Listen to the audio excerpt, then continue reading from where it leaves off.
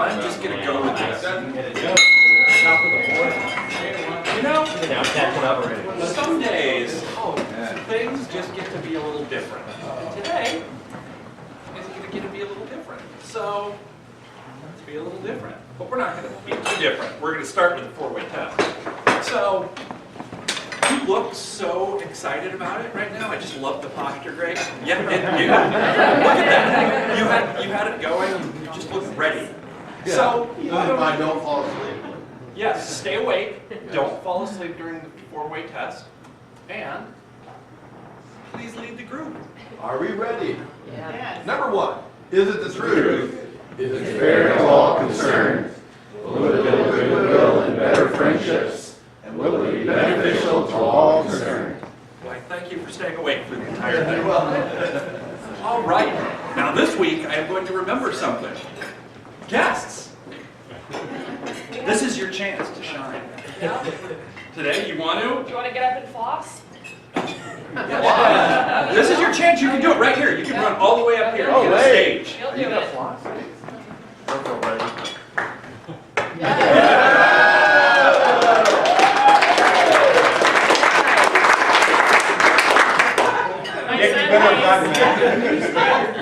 I was just going to say, I would not like to be the next guest.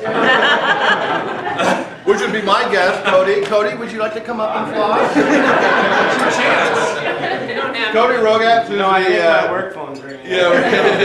new Director of Airport, the Department of Aviation, and he'll be our speaker today. Excellent. Guests. Guests. Guests. I'm Eve from RCAS in Ashland. Would you like to floss? No, thank you. And? I'm Stephanie, visiting Ranger in Vermont. Excellent. You have your chance if you'd like. You can come up. No, I can do a little. Okay. I Excellent. get it for that. But thank you. All right. Now we're going to just jump right into announcements. I believe you can. Yeah. It's AIBT tournament time. So Arcata High plays tonight at 8 o'clock. So please show up for that. And actually, Coaches Night is tonight after the last game, which I think is the Arcata game. So show up here in the pit, talk with coaches, and mingle with whoever else shows up. And it's a fun time. Jen? Yes, and if you come to the game tonight at 8, which I encourage you all to do because Arcata was on fire last night. They killed Red Bluff. Please bring a canned good. We're doing a huge canned food drive at Arcata High right now that goes until next Thursday, and we're really trying to beat McKinleyville. It's a canned food drive set up by Senator Mike McGuire, and we'd like to win this year. McKinleyville really did a number on us with this last year. We can give too, so bring a canned good. There's bins at the game tonight. Perfect. Awesome. How much do we need to beat McKinley? What they did last year? It's all about weight, so if you're going to bring things, bring heavy things. What was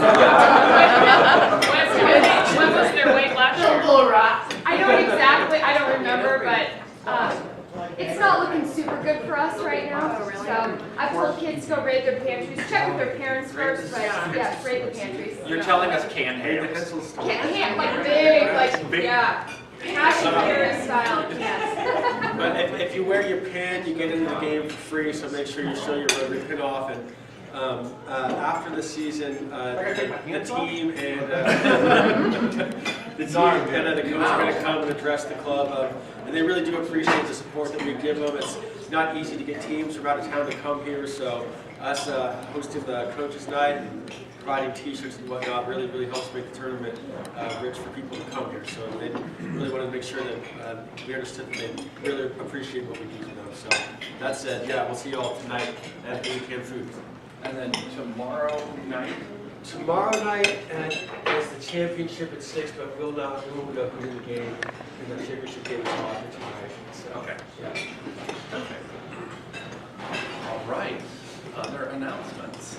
I'd like to announce about 2 upcoming prize fellowship opportunities for this month. The first one is tomorrow on the plaza. Oh, is it Sunday? Sunday the 9th. It's the Ugly Sweater Run. I believe it starts at 9 o'clock. Yeah, but if you're not registered, go at 8:15-ish. To be able to register. There's both a walk and a run, and it should be lots of fun. It's in support of Humboldt Educare. Actually, it says it starts at 10, so you can go at 9 to So you can register. go at 9 to register. Yeah, so 10 o'clock run. But it is Sunday. Sunday. Sunday the I'm 9th. really happy to know that because I was going to show up in an ugly sweater tomorrow and people would Tomorrow. look at me and You won't go, be alone. You won't be alone. I'm sure it's Farmers Market Ugly Sweater Day tomorrow. Maybe that's probably so why. that would be it's okay. Sunday. Yeah, so Because it Sunday is the. Yeah. I don't know Sunday why is you're the not wearing run. it today. Let's see. Wearing it. And then the next event is Friday, the 14th of December. Week from tonight. Dick, you want to, this is Caroling Arts Arcada. Yep, we're gonna meet. Hold on. Please stand by. We will be meeting. this is fun. You can look at me. Oh, I know. Oh, wait, stand up.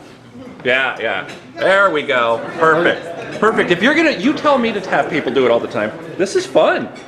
Am I in frame? That's the important thing. You're gonna have to move way back. Perfect. I like that. This is the best place to talk from because they can see everybody. Yeah. Now you have to speak up. I don't know how to do that. I'm so shy and retiring. Yeah. Hey, we're gonna meet at a little bit before 6. Let's say 5:45 at the Griffin a week from tonight, and I will be playing guitar, but most importantly, there will be I don't know what the collective noun is for ukuleles, but there will be a bunch of folks with ukuleles. Ukulele.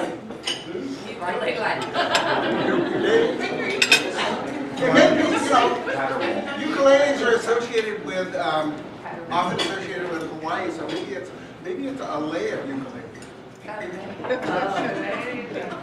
Maybe not. Anyway, we're going to meet there. We'll be caroling around throughout the plaza and other places that are celebrating Arts Arcada, so we will have a great time. Rain or shine, so if it's raining, please laminate yourself, and we'll have a great time.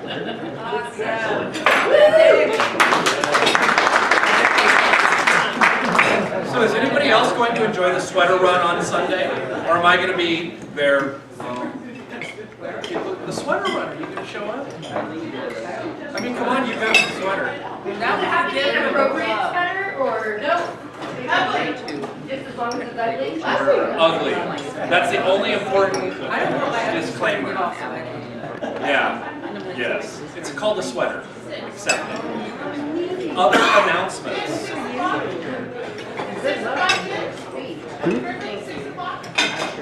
Quarter to 6.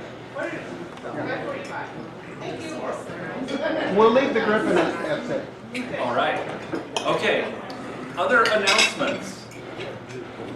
So, there is sort of another announcement. We were going to do something specific for this today, but Lisa has not joined us. So, we're just going to pretend that we're going to hold it until next week. So, next week when Lisa's here, we'll do the update, stand, applaud, all that fun stuff. So, we're going to just skip right in. You know, this is actually also the first week that my Rotarian of the Week isn't here. So, yeah, I think that there's a good change. See, I'm a little upset because he was planned for next week. I had a schedule, but he doesn't know who I'm talking about, but there is one person who's sitting over next to Ed going, could you do that again? I really liked that. Wait, this has to be documented. Yeah, there we go. That's nice. So he's been sitting there doing that since I brought this slide up. So, Rotarian of the Week is you.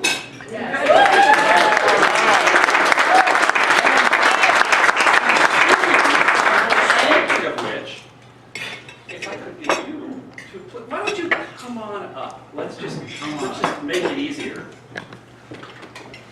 So, I don't know if everyone was watching our slideshow before, but we had a bunch of pictures.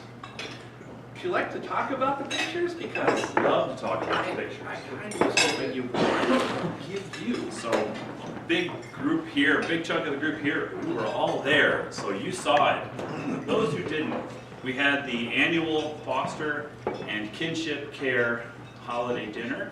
We always provide food, starting and building on a tradition that Siva started many years ago. It's all home-cooked food. We had about 320 people show up, and this year they moved from Bethel Church to the Arcata Community Center, which was a much better venue, bigger venue. The kitchen was closer. It was just, it worked out so much better. So when we show up, we start unloading things. They have this huge table for us, and I looked at that and said, it's way too long. We're not going to need half of that. And others were like, you need to wait and see how many people show up. And we used every inch of it with food and miscellany. So it's 5 minutes to 5. We're serving at 5. Everybody's in line. I've got my clipboard. I am ready to make this thing happen. And there's like maybe 25 people in the room, maybe 30, and we're like, where are they? Myrna, who works the other side, she runs the event. She's like, they're going to be here. They're coming. And between about 5:15 and about 5:45, the room just completely filled. So it was a great event, a lot of happy people. Thank you so much for all the volunteers. We had interactors and we had so many people from the club. When somebody showed, when one of these parents show up, and one woman who had 4 kids with her, and she had 2 plates in her hand and 2 on her arms, trying to figure out how she was going to serve and carry all these plates. And club members run up and help her out and help these other folks out. It was really a great event. So I really want to thank everybody who came there and joined us and helped us. AJ, you and Amy, the dishes were done in record time. Everything went really well. We were out by 8 o'clock, which is crazy. And we fed, like I said, about 320 people. So I thought at 5 o'clock, I thought it was going to be 30 people, but it ended up being a big group. So thanks, everybody. I really appreciate it. Thank you.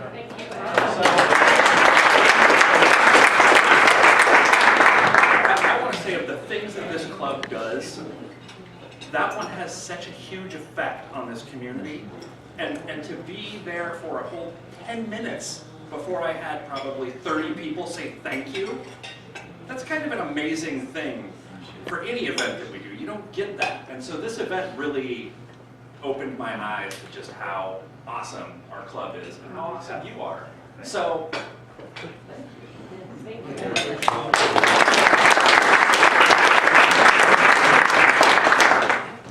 you. Can I just say, I was unable to make it this year, and I've been there in years past, and I know how much Ed puts into this, and I think we need to give him a standing ovation.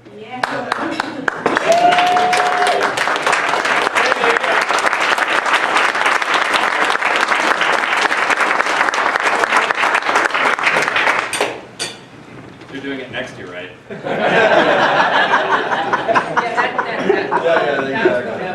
That's really what, you know, that was Standing up, right? That's why we all stood. Yeah. Well, thank you. Amazing, amazing. So, let's say,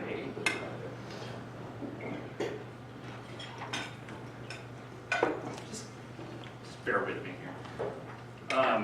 We're actually going to skip all the way to the raffle, which seems a little early, but, so, let's actually wait on the raffle. We'll just keep that up there.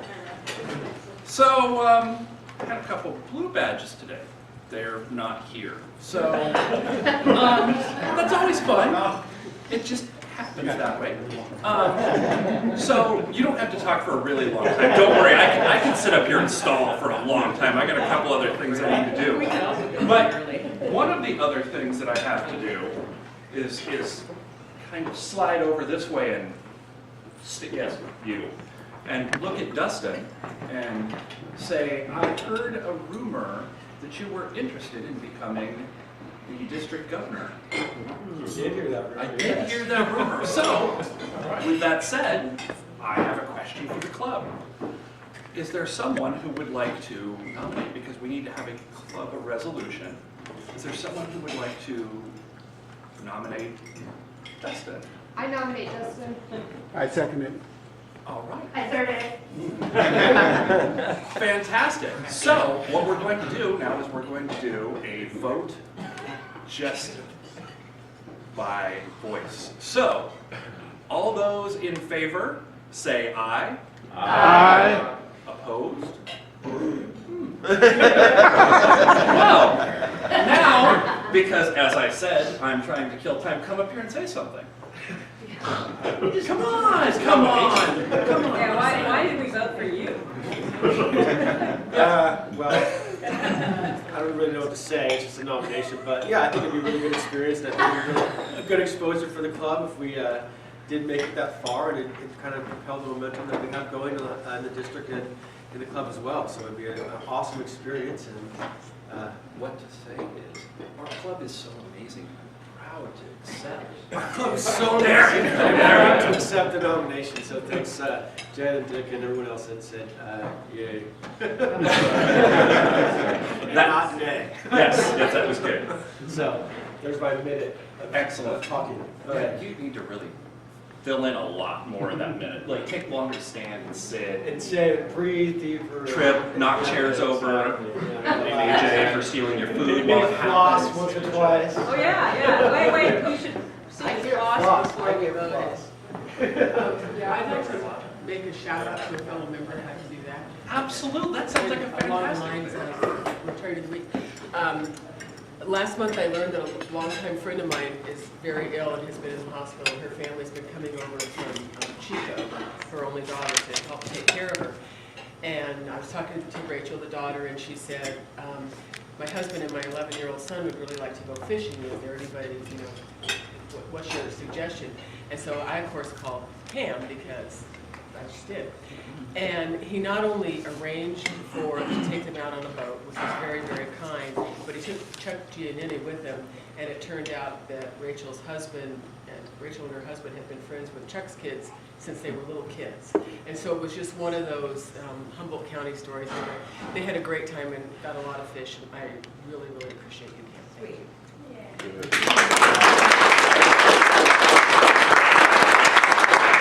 So that's a fun little note, and it's perfect that you're sitting across from each other, because I know that the two people who love to fish in our club, I think that you guys should have some sort of a contest between you at this point. Because, and Randy.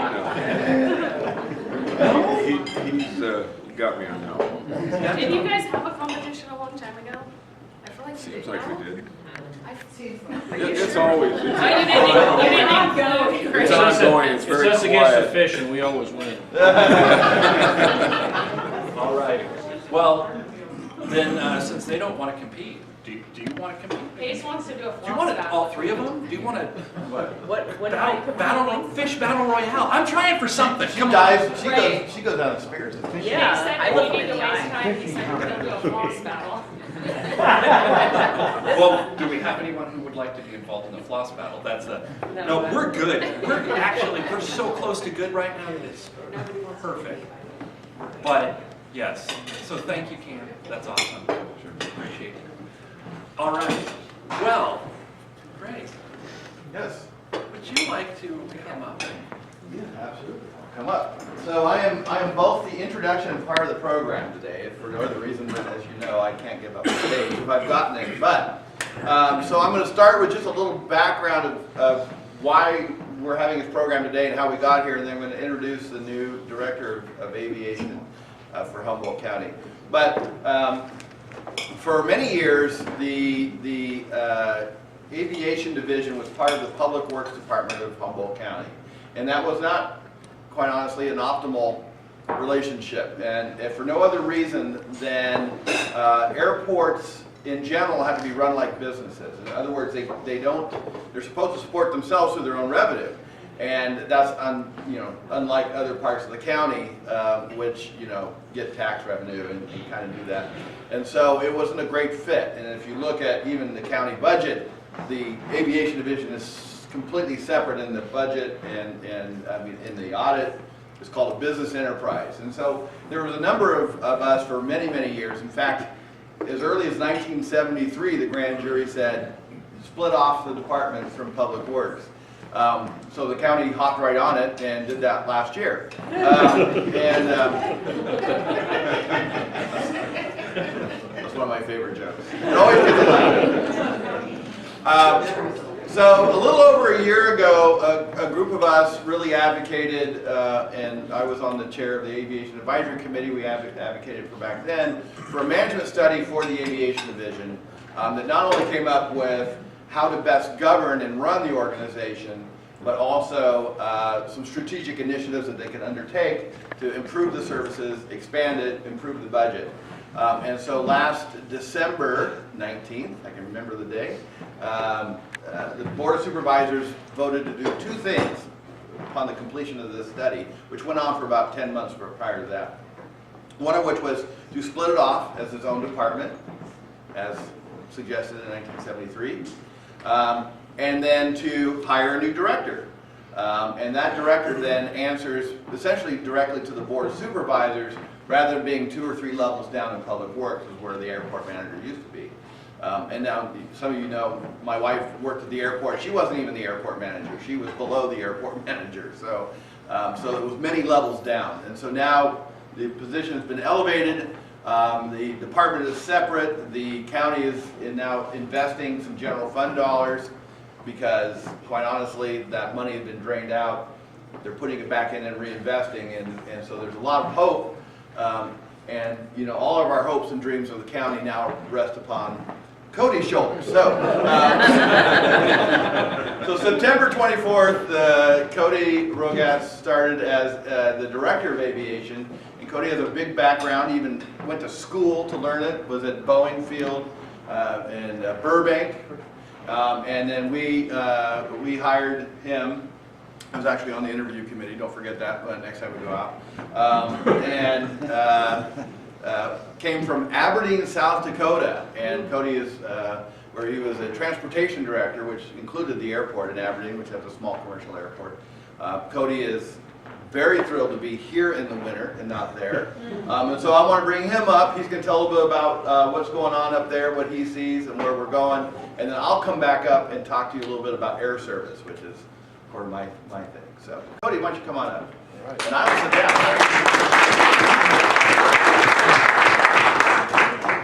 Thank you, Greg, for that introduction, and thank you guys for having me here today. I really appreciate it. A couple of things on Greg's introduction there. In 1973, my father would have been a freshman in high school, so I certainly wasn't around or even a twinkle in anybody's eye at that time. And Greg mentioned my last stop was Aberdeen, South Dakota. I spent 4.5 years there, managing the regional airports and our transit agency. And Greg was correct. I'm extremely excited to be here, especially this time of year. I've gotten a few texts and pictures from former staff. I think they're now battling about their 6th snowstorm already this winter season out there. So. Sleeping much better coming out here and not at the airport at 2 a.m. playing in the snow and making snow angels out there. So that's exciting. Greg mentioned a little bit of the background on what brought me here. There's a lot of things that are changing even on a daily basis with our new Department of Aviation. Greg mentioned I'm working with the Board of Supervisors, also the County Administrative Officer. And the date that sticks in my head, not just September 24th, my start date, but November 13th, I did a little bit of a happy dance in the office, and I don't think anybody recorded it because nobody wants to see it like this young gentleman's nice moves earlier. But Amy took an item before the board and was approved for my first full-time staff in the office. Which was extremely exciting for me. When I've done a side-by-side comparison to my old airport organization to this one, I had the same staffing level for airfield management here as I did out there, but I had one small regional airport. Here I have a much larger regional airport and 5 general aviation airports scattered throughout the county that we're trying to operate and maintain. So that office staff coming on board is critical. We have quite a few other needs for our organization to properly operate and maintain the facilities. And a lot of times when I'm speaking with groups like this, I get the question, what do you do as an airport manager? Or what do the government staff do as far as operating and maintaining the airport? In addition to that question, a lot of times I get asked by folks, can you get me a free ticket? No, I cannot. And no, I'm not in control of the airline schedule. But what we do on a day-to-day basis, we have tens of thousands of pages of FAA regulations that we are responsible to keep the ACB airport up to those standards. We also have security regulations that we're responsible for to keep the airport up to those standards. Surprising to some folks, the TSA staff that's at the checkpoint that you all interact with when you fly out, they're not in charge of security. They are in charge of the checkpoint and screening, and then screening of your checked bags. My staff is actually responsible for the security of the airfield, and the TSA is a piece of that. And then Greg mentioned the business aspect. So the county is essentially the owner and landlord of the airport, 6 airport facilities around the county. Our responsibility is to treat that like a business, as Greg mentioned, and we enter into lease agreements with different users at the airport. You are all probably familiar with SkyWest or United Airlines, as you see on the aircraft. So we have a business agreement in place with them, which expired in 2016. And that's one of my large projects that I have on my plate right now, is to get that updated and up to current standards as far as what we are charging the airline to operate in and out of our facility. That's a big piece of improving the business picture at our within our organization, and I just have started with the big apple, if you will, and trying to take a bite out of that, and then move on down the line as we go, and working with our other tenants and our general aviation users to work on bringing things up to modern standards as far as how airports are run and operated and maintained. So, any questions on what I've covered so far? What are the 6 airports? All right.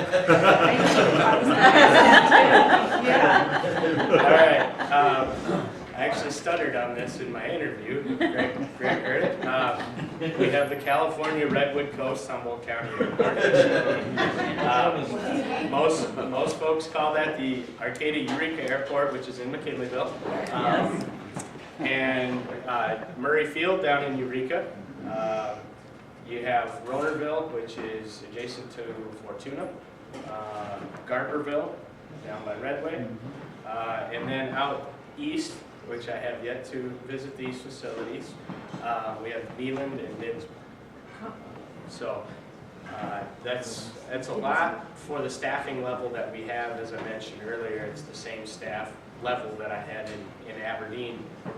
And in addition to Aberdeen, a couple of responsibilities that my staff here have. It's not just operating and maintaining. So operations is ensuring on a day-to-day basis that you're compliant with those federal requirements that I mentioned earlier.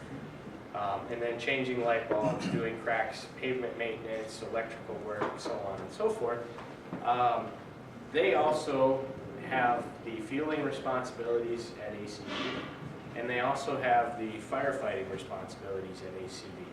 So there's entire books of training that they need to do on an annual basis just to ensure our compliance with those 2 pieces to the puzzle. So there's a lot of work, not Greg mentioned on my shoulders, but also on my staff's shoulders. And that's what we're trying to improve on a day-to-day basis. Bringing somebody into the office full-time is a big step in that. But there's other needs that we have. 1, to maintain my staff's sanity, and 2, more importantly, to deliver the customer service that I expect us to deliver and our customers expect out of us on a day-to-day basis. So. What's the status of the restaurant? You know, that it kind of died a slow death because of the level of traffic there. But there was a time when people used to come from town and go there, just like going to someplace else in town. I mean, it was a good restaurant and people actually went there, and then it basically just kind of died a slow death and hasn't been around for quite a while. Yeah, great question. And I'm actually a citizen of McKinleyville, so I would love to see more options for dining. I don't have either the time and, more importantly, the skill to prepare anything of good taste in the kitchen. So I certainly utilize the restaurants we do have on a regular basis in McKinleyville, and would love to see that grow. The restaurant, I've been filled in on the history on what has occurred in that space that used to be a restaurant since I have arrived. In fact, I think I even heard a little bit about it before I embarked upon my journey from South Dakota out this direction. But my challenge with the restaurant or space, or the space that used to occupy a restaurant, is to figure out how we ensure that that's a profitable endeavor for us. And when I say that, what we might invest into that space, how do we get that money back out of there and then show that that's a revenue generator for the airport and for the county long term to help support all the responsibilities that I mentioned that we have out there as the county owning and operating the facility. You know you can't give away free tickets, but as the landlords, how do you see the new carrier agreement influencing passenger pricing? Will it put upward pressure or relieve some of that? Or does it even have an influence on it? So I'll probably ask Greg to come back up and join me. You were asking air service, an air service related question there. So Greg deserves the credit in the room, and I've had to inform some folks that thank Greg, don't thank me. But on my third week in my new office, the phone started ringing off the hook on Monday morning, and it was United Corporate telling me that they were about to announce new air service direct to Denver, which will be coming June 7th of 2019. And that's pretty exciting. And I think Greg deserves a round of applause, not just for getting that, but also for those of you that haven't been out to the airport recently or haven't flown out, we also offer direct daily service to LAX now. And that's 2 new routes in 2 years. That's a pretty big deal. And I can tell you that's a big deal because I went to a conference a month and a half ago with Greg, and he was getting a lot of pats on the back.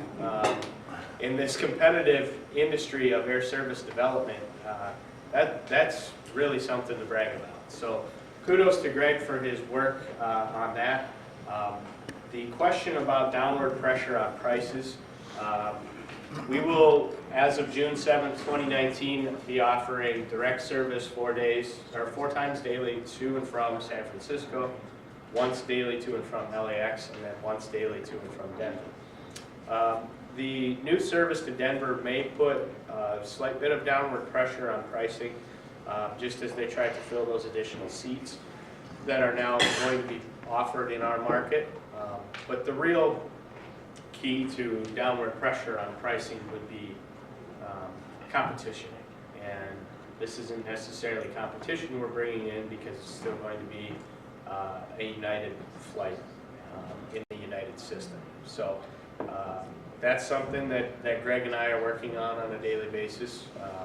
And as I've heard Greg say many a times, and I know I will realize in my time moving forward here, these things take years to develop, which is why when I was receiving calls from Board of Supervisor members on that Monday morning, hey, congratulations, you work really quickly. Call Greg and say thanks to him. So, any other questions specifically? On what you just said, I thought we had 2 flights going to LA. Is that No, just one. Just one currently. Well, there's one that comes back. Yeah. the morning and afternoon. No, yeah. So I would love to have that. yeah, is it Scott? So Scott's question was, I thought we had 2 flights to LA every day. One thing that we've recognized and United has recognized with the addition of that LAX service was that the demand in our area for that LAX direct route is higher than they even anticipated. We have, correct me if I'm wrong here, Greg, but every month since starting that service in June, we've exceeded 90% load factor.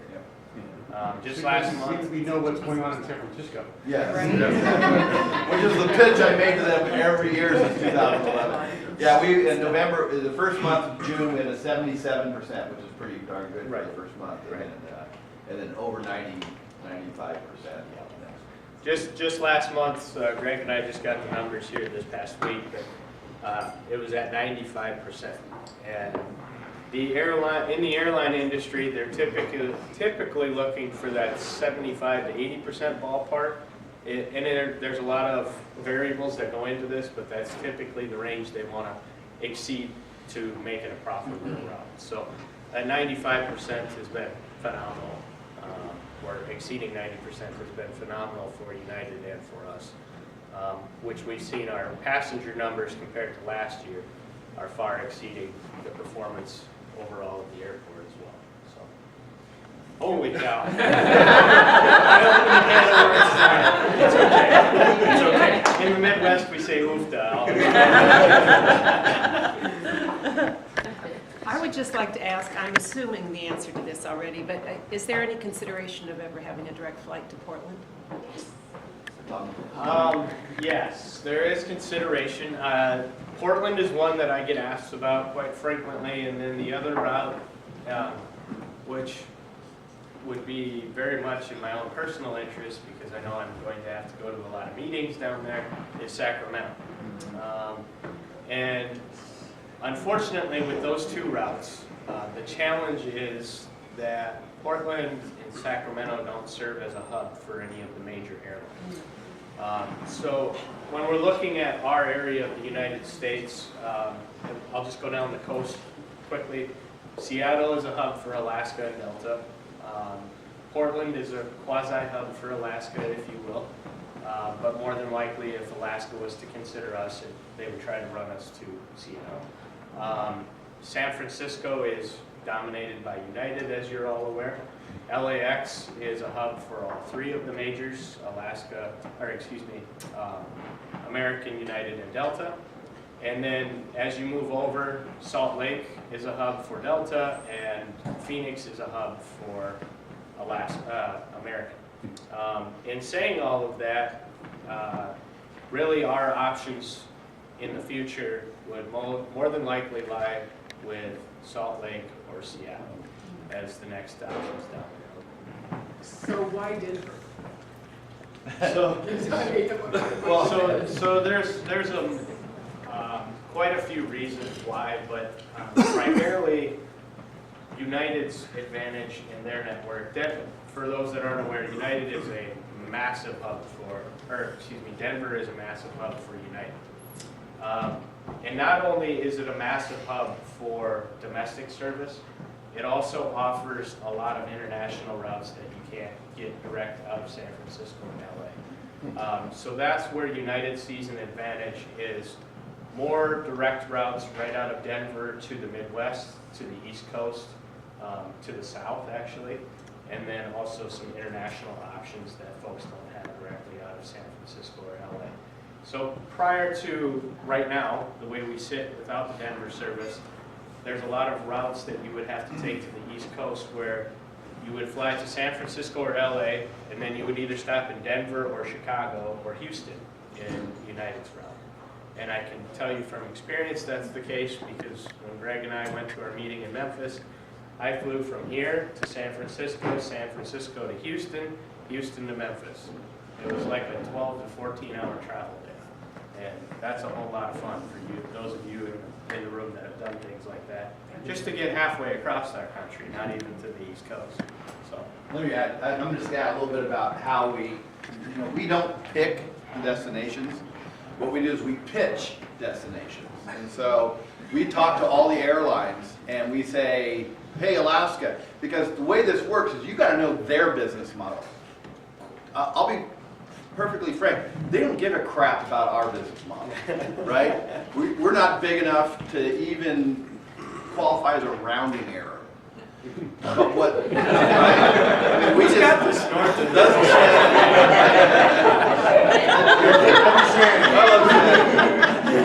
Anyway, so what we do is we pitch. So if I go to Alaska, I'm going to say, hey, Alaska, where are you building your traffic? That would be Seattle, right? Now, Alaska is a tiny airline. I mean, people go, oh, Alaska is tiny. It's number 5. The top 4 control over 80% of the market. So it's down there with a bunch of little airlines. We don't think of it that way. So when we go to United, we say, hey, United, we would like to see, because we read the trades. Oh, they're building LA. So we've been pitching LA for them forever. In fact, we had a contract in 2012. We pitch Denver and LA because we know that's where they're going to fly. Plus, we're flying regional jets, so we're only going to go to about 1,100 miles. So if we go to American, I'm telling American, gee, I'd like to have Phoenix, which they picked up as a hub when they bought US Air, and LAX, because I know that's where they're going to fly. And so we pitched all the destinations. I even pitched Sacramento, and Cody's bosses, and I'll be somewhat impolitic, because he can't, but I can. You know, Cody's bosses are always on me, the supervisor, saying, you got to get to Sacramento. We go there all the time. We go there all the time. And I just say, listen, that flight was at best half full. And I've got all the data to show that. So I'm going to go pitch to them, we want you to fly an unprofitable route because some supervisors don't like driving. And United's going to say, no. So we're pitching all the time. So we'll do 2 or 3 meetings a year where we go and meet and pitch different destinations. And then the airlines pick. We don't pick. And we don't control schedule, as he said. We don't control pricing. They make the pick. We're just selling. As Cody said earlier, we're just landlords. We're like running a mall, right? And what we're doing is trying to get someone to decide to do business in our mall. And so that's the way, that's how the pitch works. That's how this industry works. And Cody's right, it's a small industry. So when I go to Memphis, you know, I've got relationships with some of those people that are 15 years long. And so they know me, I know them. We've talked routes. Some of the network planners have worked at 2 or 3 different airlines. And so they know our market. It's all about that. So that's a top of mind thing. So when they are deciding for new routes, they go, oh, you know, maybe we'll look at Arcadia. Greg's always bugging us. Talk about that. So anyway. Do they care if we want to go to LA, or are they trying to get us to buy a ticket to Hawaii or Europe, and so they want us to get to LA so that we'll buy the whole thing? Both. And Greg was kind of highlighting it there. The #1 care that all of these airlines have, whether you're talking about United, Alaska, Delta, American, Southwest, anybody across the board, all they care about is making money. And I'm assuming I'm in a room full of folks that are in different lines of business, so you all understand that. But we are just the house that they can do that in, per se, in this area. So the question about do they care if we just fly to LA, or are we trying to connect to Hawaii or somewhere else? They just care about what that fare is that they charge from here to LA. They don't care if you stop in LA or if you're continuing on to Hawaii or somewhere else. They're actually monitoring what they're charging you for that leg from here to LA and trying to ensure that they're making a profit on that fare that they charge you for that leg. And so any idea if you book a flight out of LA to Europe, are they going to make, or from here to LA to Europe, are they going to make any money on this leg? So, or are they giving this away to sell the other ticket? It's kind of complicated. The way the revenue model works for here, and we write contracts to look at this. We get the fare here, and then we get what's called a coupon, which is a percentage of the connecting fare that's targeted back to us. that counts into our revenue. And so, you know, we need to make it on just our own, but we do get some benefit for the connection. But yeah, this route, that single destination has to stand on its own. You can't just. And it's just as a broad brush overview for the airlines, American, United, and Delta, and Alaska, it's a hub and spoke system. We're a spoke on those major hubs. So what Greg and I are trying to do, as he mentioned, we're a blip on the radar, is add to the amount of options that you all have, that we have, for additional spokes into those hubs. The story I heard long ago was that the airport was originally built by the Army, because they were looking for a really foggy place where they could bring their pilots to the flying fog. And we took it over because there's already infrastructure there, and there's fog issues. Has there ever been thought of moving the airport to like the lake or some other place that has less fog issues?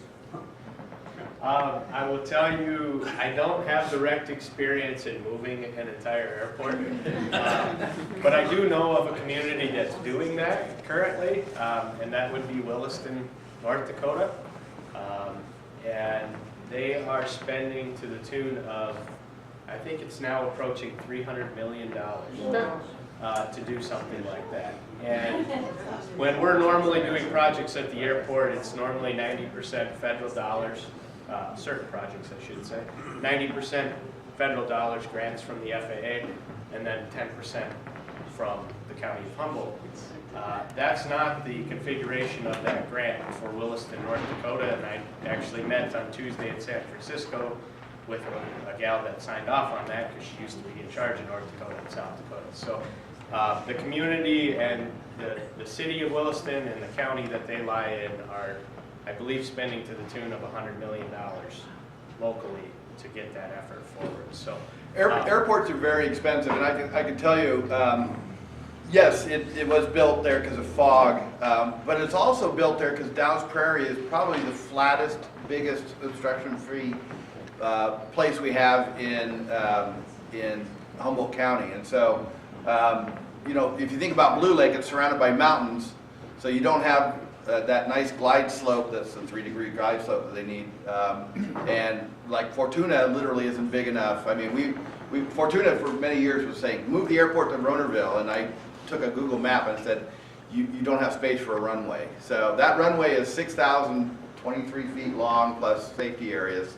That's over a mile, and then you need all the clear space, obstruction-free, no trees, no towers, no nothing, no mountains, so that plane can come in, because you don't want to do this. You like to do this. That was a new thing for me to see as well. I'll just add on to what Greg said there. Coming from North Dakota and South Dakota, there's like 3 trees in the entire state. Moving here, it is hard to find areas that we don't have forests surrounding or right there, so, which is a challenge for the safety of flight.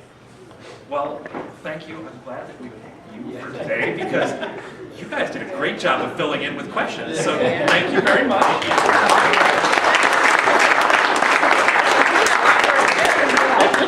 And you definitely had assistance, because he's our resident talker. All right, now that delay that I had for the raffle. Perfect. Would you pull our tickets over us? As long as I don't pull Greg's. You know, I just forgot to buy something. 1 and 2. Okay. First one, 481844. Oh, right here. Right after me. I already feel like we're putting $1 on the table for this. Leave it to the accountant. Yeah. $70? Take around there. Okay, what's the other one? 481857. Oh!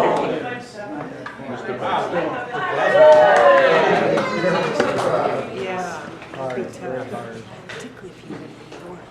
Yeah. Billy Burgess. I'll get the firm on this one. That's good. I would love to. $5. Yeah. All right, so instead of ending with a quote or anything, because clearly my quote is attached, as you can see. End of End of slideshow. slideshow. Click to exit. What I'm going to actually say is don't actually expect that things are going to go how they're supposed to, because sometimes they just don't. So thank you for being here, and have a great day.